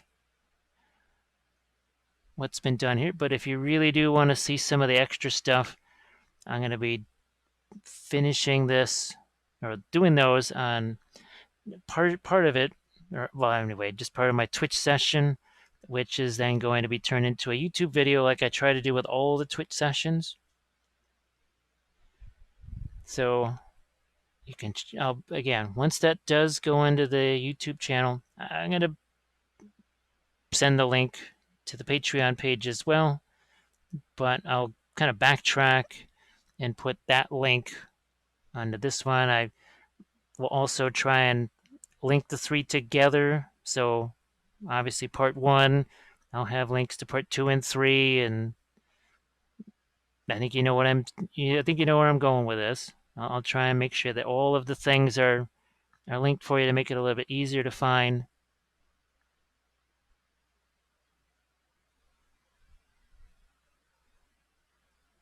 Okay. A little more of the orange there. Where's my other one here? There we go. And I know there's another one sitting over here somewhere. So time for some yellow to work its way into this.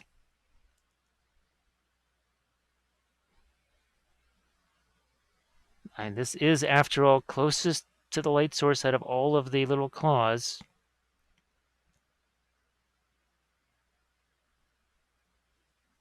Okay.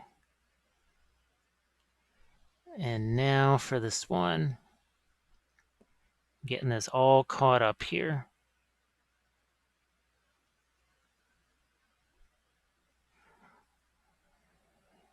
Here we are. Some nice orange into that. More of our yellow. I still got the fluorescent yellow handy to make sure that this stays temperature-wise. And what I mean by it turns kind of a pinkish color, that's all relative. It really wouldn't look pink at all on this. It just, in comparison to the really intense pure orange, it does look kind of peachy by comparison. Okay, again, more of our claws here.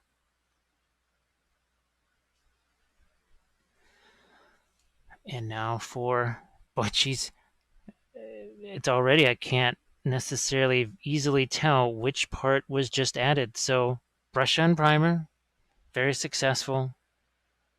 Quite successful with the brush on primer. And I feel the need to address this here because, well, it's sort of like the oils with the urban legends, and I keep hearing, and I think these are people that get more involved in technical stuff. Oh, light fastness of fluorescent paints, no light fast. Well, unless you're fixing to put this thing in direct sunlight, which I'm going to tell you right now, any resin or plastic figure in the panoply of bad ideas, that's pretty much at the top of that particular panoply. So, yeah, you're not doing that unless you wish to melt your figure that you've just spent several, well, lots of money and lots of hours on. So, be my guest. Also, in this very room where I'm filming this, to my left is a watercolor painting that I did almost 27 years ago, which has been hanging on the wall for most of that time. A wall not in direct sunlight, and I used Dr. Martin's dyes. Basically, it's like the fluorescence of watercolor, not light fast. Well, just like here, how we've been mixing creature caster paints, which you could argue would be extremely light fast, very light fast.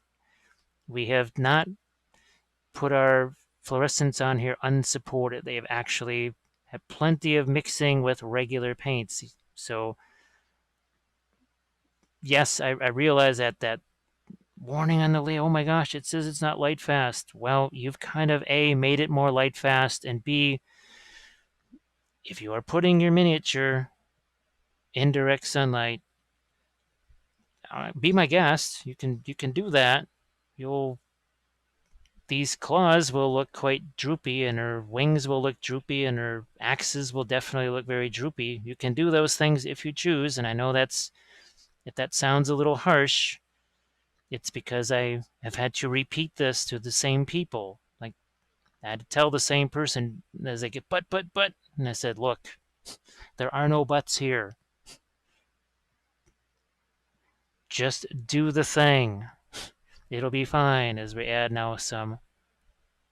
Look at, so we took fluorescent yellow. What did we do? We mixed it with the Pro Acryl yellow and the Pro Acryl white.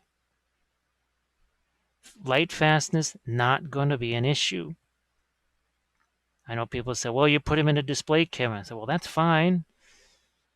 I'm guessing your display cabinet is not in your front window. If it is, you must be really, really proud of your miniatures. Not that they're going to last long in there. Because I'll put it this way. We had a Christmas wreath, and it's story time. This is a Christmas tale here of when Jim and Kathy put a wreath on their front door, in between the front door and their screen door, in December, and it was an unusually cold December. And by unusually cold, I mean below zero cold. Our front door is dark brown.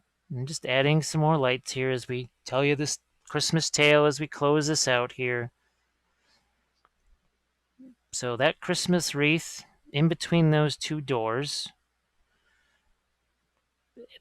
actually you can still smell that Christmas wreath about, I want to say 12 years later, because it cooked 10 below zero. That thing it practically caught fire. It was a brittle thing of needles in a day. That's in the dead of winter. But guess what? It was exposed to direct sunlight sitting in that door. So, and those of you that live in places where it doesn't get to be 10 below zero, now imagine your miniature sitting in your front window, which is going to possibly generate a similar type of heat if you have south exposure like we do. So, as I said, be my guest to put your miniatures out in your front window. You can kiss those things goodbye. So there's your Christmas story. You didn't expect to get a Christmas story, I don't think. Look at that. Nice little extra bright effects there.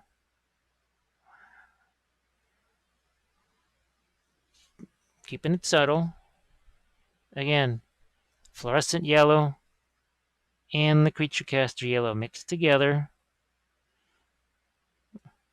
It's just like the green stuff supports the super glue, just like the pin supports the miniature that we just put on the back of this right here. So the pin is going to support this. And this is where we go in here and we look at that. Just a few of these little guys here. So again, I will, once that Twitch episode happens and once it's been processed and reworked for YouTube, it'll be there for you to see. And it'll basically give you a good idea of what tedious little things had to be done after the fact. Because really what you don't want to see is me doing this for potentially a good 2-3 hours longer. That's not going to get you any more information. It could be intriguing to watch. I don't know. I hope it is since I'm doing it on a Twitch session, but you need to spend your time watching other videos like the basing videos and the dark sword videos and the other creature caster videos that are all on the Patreon page. So this is where we get into, now that Christmas story time is over, we start to say our thank yous for everybody that supports, well, any of the levels. It really is needed. It very much is needed. And if it wasn't for the support, we wouldn't be doing this. I probably wouldn't even be doing the Twitch thing either. Because I wouldn't have any of this filming stuff, and I would not be doing anything like this. So it is all very much appreciated. And there are obviously more multi-part creature caster videos yet to come. We have plenty of other fine demons to work on. And just drop this right there. Couple little dots to make those eyes brighter. So there we go. I will have plenty of pictures in the before the credits roll. It's obviously, this is a vertical miniature, not going to fit so well on a horizontal screen. So I'll try and I'll do my best. I'll do my best with the pictures to show you how she, the Queen of Onslaught. Ooh, that actually makes it easy to do this. There we go. Look at that. Look at all that fiery goodness, everybody. So once again, many thanks from me, and I'll catch you on the next video.